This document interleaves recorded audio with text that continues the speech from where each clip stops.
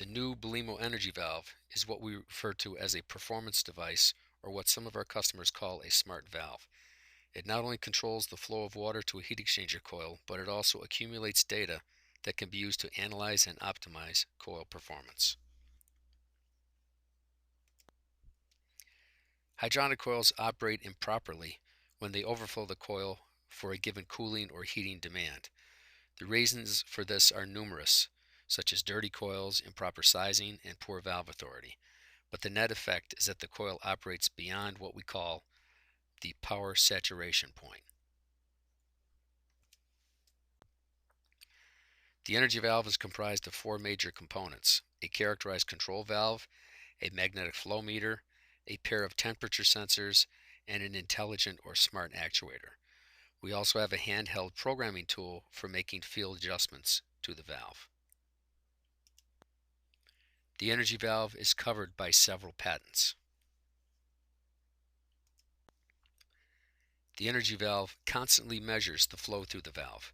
It has an onboard controller that resides underneath the existing DDC and prevents the water Delta T from deteriorating. It also has a microprocessor that calculates energy flows and stores the data on a 13-month data acquisition system. As seen in this graph, when the Delta T, the magenta trace, goes below 10 degrees Fahrenheit, the onboard controller is activated and corrects the valve position so that the Delta T is at or above 10 degrees Fahrenheit. It then hands control back to the DDC system. The data is reported back to the BAS system. It's also collected on the 13-month data acquisition system that resides in the actuator. Real-time data can also be accessed on a web page showing current energy flows and the current valve configuration. The energy valve corrects what's referred to as low delta T syndrome in chilled water systems.